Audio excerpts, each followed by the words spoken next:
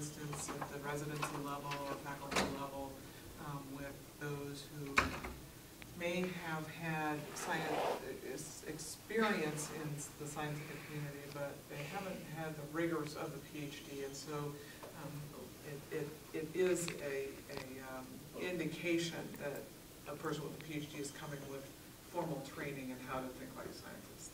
So, doesn't mean that you're necessarily going to be better than all MDs who don't have a PhD. There's some phenomenal MDs who don't have PhDs, but you know, you have been trained at that rigorous level. Yeah. What do you tell someone who's trying to decide between graduate school and MSTP? Like, how do you know which way to go? What's for you? What was the? Well, for me, I even before I came to Iowa, I was interested in medicine and was wanting to get into medicine. That's probably the first thing that I really got interested in growing up and thinking about a career path. And so I think really it comes down to that: is do you have an interest in doing clinical, being a clinician or doing clinical work at all? And I think if you do have that interest, then go the MD PhD route. Now the thing is, again, with the the options you have, you don't necessarily have to see patients after you're done. And so, but it's certainly if you want to be able to do that, you obviously have to get that training. I do also, even separate from that, there is a practical advantage too. I think having the medical training, I think, does better. Not necessarily better, but it gives you a different perspective as a researcher, and if you're really interested in working on studying clinical questions as opposed to more basic science ones. If you think there might be a area of disease that you might want to focus on, having that clinical training can be extremely helpful. And I've certainly seen that even more so today. The new buzzword in research is what's called translational medicine. And I'm actually, I guess, considered a translational researcher now. I got a training grant from the Translational Science Institute here at the university. But the goal that people want to move more towards is integrating research more with the clinical side and trying to do more patient-oriented research. Because historically, the United States has done very well in basic research. We put a lot of money into basic research, and we made a lot of discoveries at that more basic level. But now, where we're kind of having a difficult time taking it to the next step, and that's why they call it translational medicine, because we're trying to translate basic science findings to the clinic and to develop better treatments for our patients. And so there's a lot of interest in trying to develop that.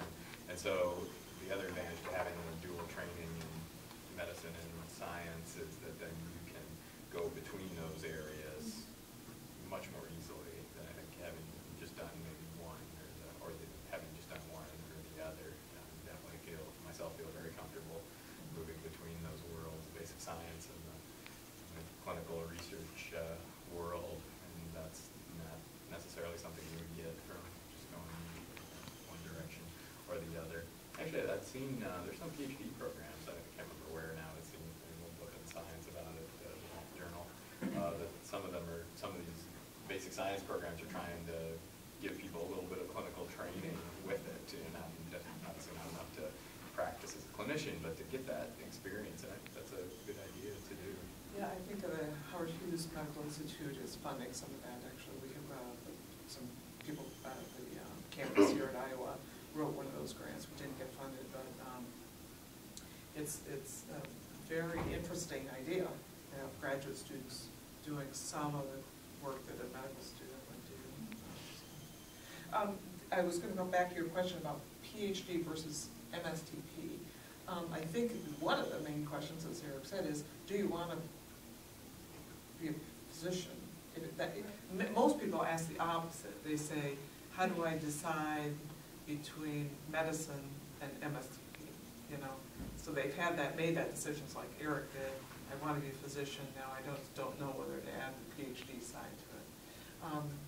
rarely do you see your question, but it's lovely to get that question from a MSTP admission side, because then you're coming from somebody who really is thinking about science a lot.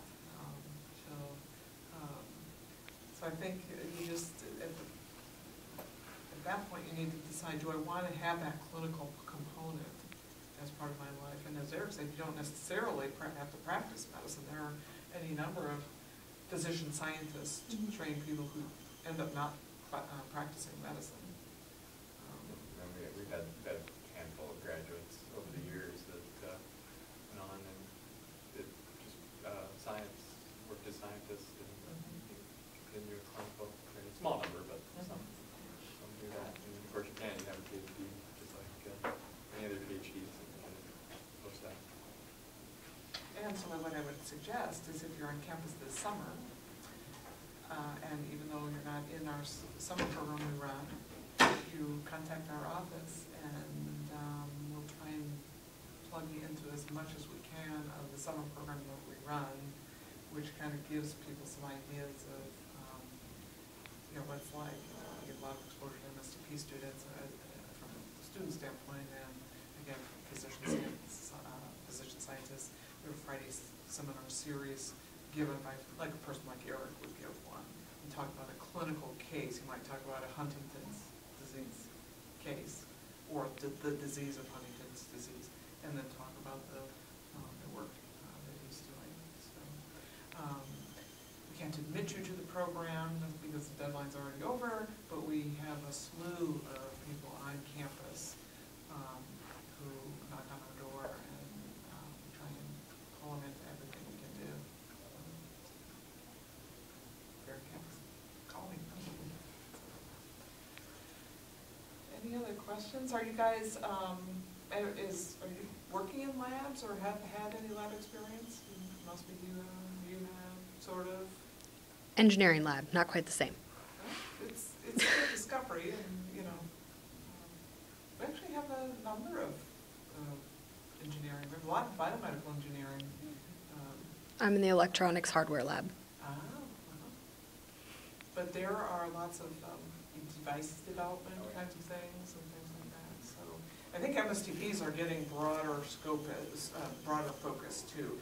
We did come out of the at NIH, the MSTPs came out of the cell molecular biology area of general medicine, the National Institutes of General Medicine.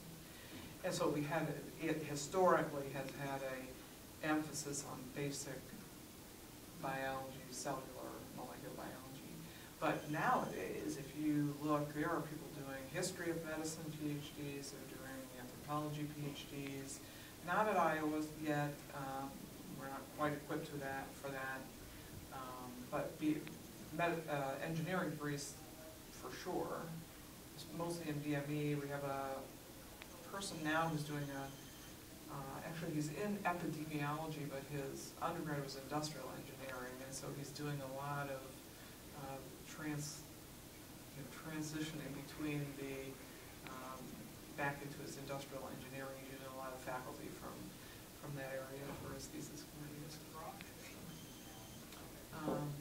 So there's a recognition that this is a broader, it's been broadened now.